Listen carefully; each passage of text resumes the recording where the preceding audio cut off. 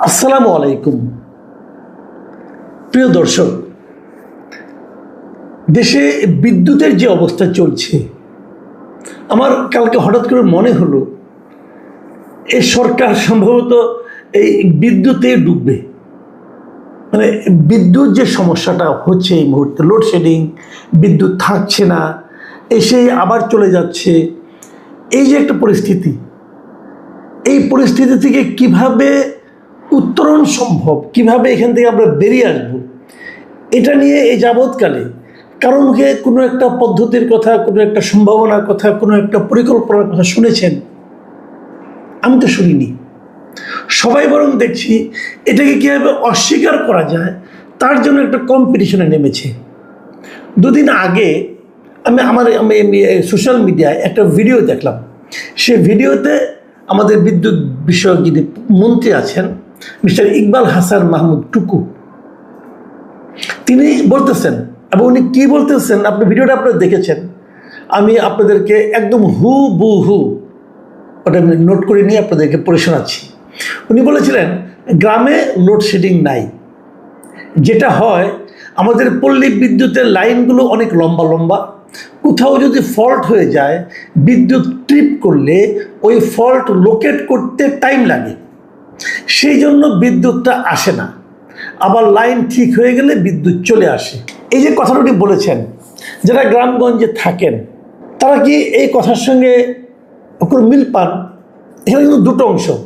একটা অংশ হলো উনি বলেছেন যে গ্রামে লোডশেডিং নাই। এই যে কথাটা বলেছেন, এটা উনি হয় জানেন না অথবা জেনে মিথ্যা কথা বলছেন। কিন্তু এই ধরনের কথার সমস্যাটা হলো, আপনি যখন মিথ্যাটা বলেন সঙ্গে সঙ্গে পাবলিক কিন্তু বুঝে যায়। কারণ গ্রামের মানুষ তো আজকাল এগুলো শুনে আপনার কথা, কারণ সোশ্যাল মিডিয়া তো গ্রামেও আছে। তারা কিন্তু চট করে ফেসবুকে অথবা ইউটিউবে দেখছে যে বিদ্যুৎপন্থী দাবি করছে যে গ্রামে লোডশেডিং নাই। কারণ বিদ্যুৎপন্থী হয়তো ভাবছেন যে না, গ্রামের মানুষ দেখবে না এই কারণে, গ্রামে তো সারাক্ষণই বিদ্যুতের লোডশেডিং থাকে, গ্রামে তো বিদ্যুৎই থাকে না, তো সোশ্যাল মিডিয়ায় দেখতে গেলেও তো বিদ্যুৎ লাগবে, এই জন্য তারা বুঝতে পারবে না। উনিও তো এভাবে ভাবছেন, কিন্তু এই ভাবনাটাও ঠিক না এই কারণে যখন বিদ্যুৎ আসে তখন তো লোকে মোবাইল চার্জ করে ফেলে, তারপরে তারা ওই ডাটা দিয়ে দেখে। কাজেই ওনারা কিন্তু এই মন্ত্রীর এই যে মিথ্যা কথা, ভুল কথা যেভাবেই বলি না কেন, জনগণ কিন্তু বুঝে যায়। যখন বুঝে যায় তখন আপনার সম্পর্কে, আমি বিদ্যুৎ মন্ত্রীকে বলছি, আপনার সম্পর্কে তাদের ধারণাটা কি দাঁড়ায় ভাই? পাশাপাশি আপনি এই সরকারকে কোথায় নিয়ে যাচ্ছেন সেটা নিয়েও কিন্তু তাদের মধ্যে একটা ধারণা জন্ম নেয়। কাজে এই কথাটা ডাহা মিশা কথা। পরের যে পার্টটা আছে, যে আপনাদের লাইনগুলো অনেক লম্বা লম্বা, কোথাও যদি ফল্ট হয়ে যায় তাহলে লোকেট করতে টাইম লাগে, এটা ঠিক, এই কথাটা আমি অস্বীকার করি না। আমি অনেকের সঙ্গে যোগাযোগ করেছি, তারা আমাকে বলেছে এই তথ্যটা ঠিক আছে, উনি এইটুকু ঠিক জানেন। কিন্তু পাশাপাশি এটাও ঠিক যে সামান্য একটু ঝড় বৃষ্টি হলেই কিন্তু পল্লী বিদ্যুতের লাইনগুলোতে বিদ্যুৎ চলে যায়। এখন ঝড় বৃষ্টির সময় একটু দ্রুতই যায়, কিন্তু এটাকে সব জায়গায় যায় তা না, যায় একটু বেশি যায় ঢাকার চেয়ে। এর কারণটা হলো পল্লী বিদ্যুতের যে লাইনের ম্যাটেরিয়ালগুলো, এই ম্যাটেরিয়ালগুলো খুবই নিম্নমানের ম্যাটেরিয়াল, এবং এটা দেখার কেউ নাই। পল্লী বিদ্যুৎ হলে একটা স্বাধীন প্রতিষ্ঠান মনে হয়, স্বাধীন মনে হয় মাঝে মাঝে যে স্বাধীন বাংলাদেশের মধ্যে পল্লী বিদ্যুৎ মনে হয় আরেকটা স্বাধীন দেশ। ওখানে যারা কর্তা ব্যক্তি আছেন ওনাদের ইচ্ছা মতোই সব চলে। ওনারা এই যে আমি যতটুকু জানি, কিছুদিন আগের কথা বলি আপনাদেরকে, এই যে ম্যাটেরিয়ালগুলো খারাপ ম্যাটেরিয়াল এখানে কেনা হয়, এর প্রতিবাদ করায় ওদেরকে প্রায় 41-42 জনের মতো লোককে এই পল্লী বিদ্যুতের কর্মকর্তারা চাকরি থেকে বের করে দিয়েছে, কোনো রকম নিয়মকানুন না মেনে, জাস্ট অফিসিয়াল অর্ডারে চাকরি থেকে আউট। এবং তাদেরকে চাকরিতে আউট করা ঠিক হয় না, বেআইনি হয়েছে, এ নিয়ে মন্ত্রণালয় অন্তর্বর্তীকালীন সরকারের সময় বিদ্যুৎ বিভাগ চিঠি লিখেছে যে তাদেরকে চাকরিতে নেওয়া হোক, এই সরকারের সময় চিঠি লিখেছে চাকরিতে নেওয়া হোক, কিন্তু নেওয়া হয় নাই। কারণটা কি? কারণ তারা প্রতিবাদ করেছিল, বলেছিল যে এই সমস্ত ম্যাটেরিয়াল আপনারা এখানে অপচয় করছেন, চুরি করছেন। এখন যারা চোরের সমর্থক, তারা দেখছে এরা থাকলে তো সমস্যা, এদেরকে সরিয়ে দাও, দিয়েছেন সরিয়ে। লাভটা কি হয়েছে? আলটিমেটলি থেকে নিতে হবে, তো আপনারা কেন এগুলো করছেন? যাক, এটা অন্য প্রসঙ্গ, ওই প্রসঙ্গে আমি আসতে চাই না। আমি এখন বরং এটাই বলি যে এই যে লোডশেডিং যেটা হচ্ছে, যেটা সরকারের জন্য একটা বড় ঝামেলা হবে। এটা কেন হচ্ছে লোডশেডিংটা?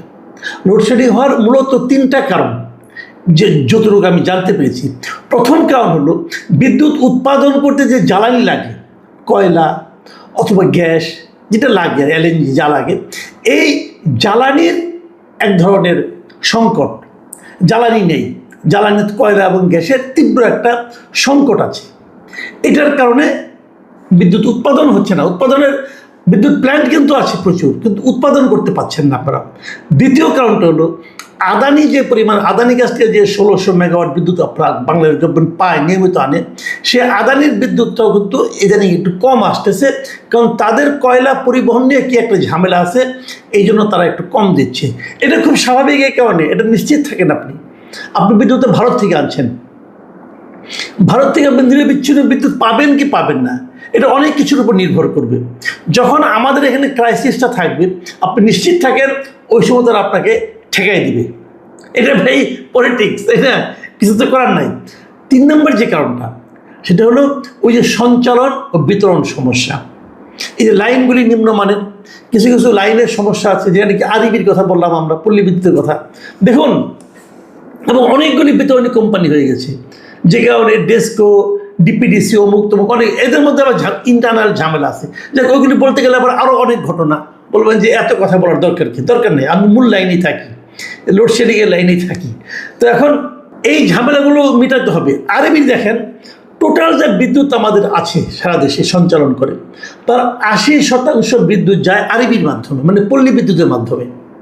এই পল্লী বিদ্যুতের কিন্তু আবার সারা দেশে অনেকগুলো সমিতি আছে, খুবই সাইন্টিফিক একটা পদ্ধতি তারা বিদ্যুৎগুলি বিতরণ করে। এই সমিতিগুলি কিন্তু এখন ঝুঁকির মুখে পড়ে গেছে, কারণ এই যে বিদ্যুৎ পাচ্ছে না গ্রামের লোক, না পেলে তারা কি করছে? তারা হলো ওখানকার স্থানীয় মানুষ, তারা তো অত বোঝে না যে বিদ্যুতের যে ঢাকা থেকে তাদের এখানে কম যাচ্ছে, অথবা বিদ্যুৎ কেন্দ্র থেকেই তাদের এখানে কম যাচ্ছে, তারা তো এটা বোঝে না। তাদের বক্তব্য বিদ্যুৎ আমরা পাচ্ছি না কেন, এবং তারা সেই পল্লী বিদ্যুৎ সমিতিগুলো, উপকেন্দ্রগুলো ঘেরাও করছে, মারপিট হচ্ছে। এই মাসটা তো দেখলাম যে টাঙ্গাইলের এক ঘটনা, সেখানে একজনকে তো মেরে তারা হাসপাতালে ভর্তি করতে হয়েছে। তো এটা কিন্তু সামনের দিনগুলোতে বাড়বে ভাই, কারণ আপনি যখন বিদ্যুৎ দিয়ে, আওয়ামী লীগ সরকার যে কাজটা করেছে, তারা তো সব জায়গায় নিরবিচ্ছিন্ন বিদ্যুৎ দিয়েছে। ওই বিদ্যুৎ পেয়ে যখন মানুষ অভ্যস্ত হয়ে গেছে, এখন আপনি যত কারণই দেখান, বিদ্যুৎ দিতে না পারলে মানুষ প্রথমত ওখানে আক্রমণ করবে, ঝামেলা করবে, হইচই করবে, ভাঙচুর করবে। দ্বিতীয়ত সরকারের প্রতি বীতশ্রদ্ধ হয়ে উঠবে। এখন আপনি কিভাবে দিবেন আপনার ব্যাপার, আপনি বলবেন এই কারণ সেই কারণ, মানুষ কিন্তু ভাই কারণ শুনতে চায় না। মানুষের বক্তব্য হলো আগে পেয়েছি, আপনি পারছেন না কেন?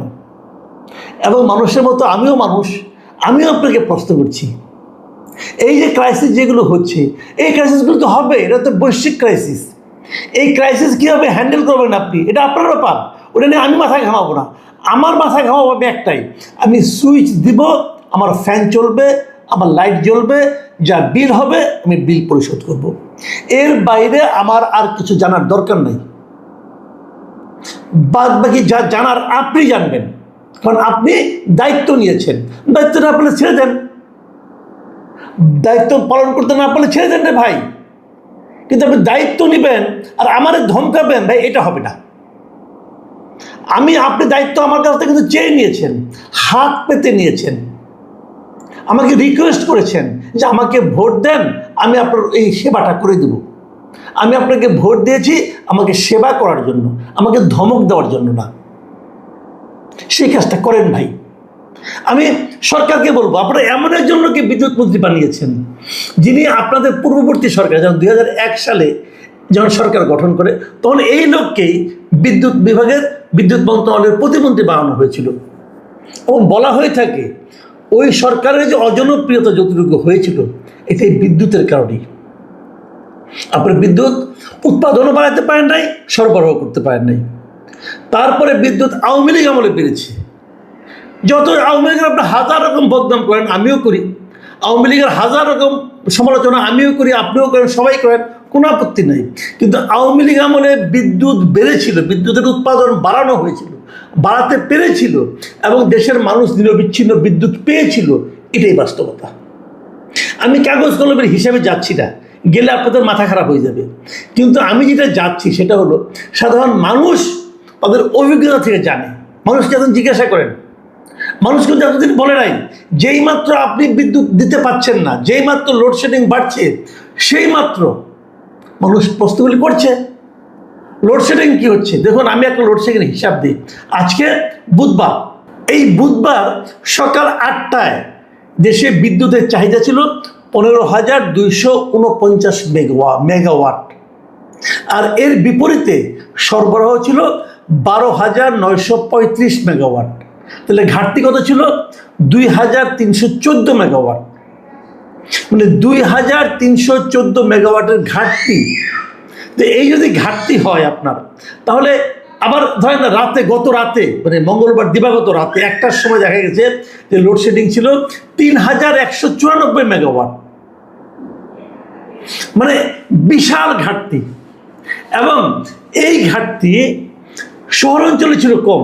মানে বিদ্যুৎ যখন নাকি ঘাটতি হয়ে যায় তখন সরকার কি করে? শহরের মানুষকে ঠান্ডা রাখতে চায়, শহরে মানুষকে বিদ্যুৎ কিছু দেয়, কিন্তু গ্রামাঞ্চলে কমাই দেয়। যখন গ্রামাঞ্চলে কম দেয় তখন গ্রামাঞ্চলে কিন্তু বিদ্যুতের লাগে বেশি। 80% বিদ্যুৎ গ্রামেই লাগে, কারণ গ্রামে এই যে আপনার পাম্প চলে, মিল চলে, এগুলি চলে, ওখানে লাগে। তো যখন গ্রামাঞ্চলে বিদ্যুৎটা কমে যায় তখন লোডশেডিং বেশি হয়। এমনও গ্রাম দেখা গেছে বিভিন্ন জায়গায় যে 12 ঘন্টা 13 ঘন্টা পর্যন্ত বিদ্যুৎ নাই। তো দিনের মধ্যে যদি অর্ধেক দিনই বিদ্যুৎ না থাকে, তো সেখানকে মানুষকে আপনাদেরকে প্রশংসা করবে? আমি কিন্তু খুবই আতঙ্কের মধ্যে আছি আমি সরকারকে নিয়ে, যে সরকার এটাকে কীভাবে হ্যান্ডেল করবে। এবং আমার ধারণা যে ভদ্রলোককে দায়িত্ব দেওয়া হয়েছে উনি পারবেন না, ওনার কথাবার্তা ঠিক নাই। শুরুতে বললাম না, উনি বলছেন যে গ্রামে বিদ্যুৎ, গ্রামে কোনো লোডশেডিং নাই। এই ডাহা মিশা কথা কইয়া সে কাকে মানে সন্তুষ্ট করতেছে, কাকে বোঝাচ্ছেন যে গ্রামে লোডশেডিং নাই? গ্রামের লোক যাই কথা বলতে পারবেন? এই ভদ্রলোককে আমি চ্যালেঞ্জ দিলাম, যে কোনো একটা গ্রামে যে লোকজনকে ডেকে খালি এই কথাটা বলবেন যে গ্রামে কোনো লোডশেডিং নাই, তারপরে ওখান থেকে বেরিয়ে আসবেন। পারবেন? পারবেন না। এটাই হলো রিয়েলিটি। প্রথমত আপনাকে বাস্তবতাকে স্বীকার করতে হবে, দ্বিতীয়ত পাবলিকের কাছে ক্ষমা চাইতে হবে যে আমি পারতেছি না, তৃতীয়ত যদি আপনার কাছে কোনো প্ল্যান থাকে সেই প্ল্যানটা পাবলিককে ইনফর্ম করতে হবে এবং সেইভাবে কাজ করতে হবে। আর যদি প্ল্যান না থাকে মাপ চেয়ে চলে যেতে হবে, আর না হলে পাবলিক আপনাকে চলে যেতে বাধ্য করবে। কথাগুলি মনে রাখবেন। আমি হয়তো কথাগুলি বেশি কড়া ভাষায় বললাম, কিন্তু যখন নাকি বিদ্যুৎ না থাকে, মানুষ তো বিদ্যুৎ ব্যবহার করে অভ্যস্ত হয়ে গেছে ভাই। এই জিনিসটা কেন বুঝেন না? একসময় দেশে গ্রাম্য এলাকায় ফ্যান চলতো না, মানুষ হাত পাখা দিয়ে, তালের পাখা দিয়ে বাতাস করতো, মানুষের জীবনযাপন অভ্যস্ত হয়ে গেছে। তারপরে এখন ফ্যান চালাই অভ্যাস করছে। এখন তো আপনি এখান থেকে ব্যাক করতে পারবেন না। সে কিছুদিন আগেও ফ্যান চালাইতে পারতো, এখন পারতেছে না। এখান থেকে আপনাদেরকে ব্যাক করাতে গেলে কিন্তু সে রিভোল্ট করবে। এটাই দুনিয়ার নিয়ম। আপনার আগে যারা ছিল তারা যেভাবে চালিয়েছে আপনাকে তার চেয়ে বেটার চালাতে হবে, না হলে টিকতে পারবেন না, ইজ্জত থাকবে না। তা না হলে, প্রিয় দর্শক, আমরা আশা করব এগুলোকে সরকার সিরিয়াসলি নেবে এবং আমরা এটা চাইব এর একটা সমস্যার সমাধানের একটা চেষ্টা তারা করবে এবং সমস্যার সমাধানের পথ খুঁজে বের করবে। আল্লাহ হাফেজ।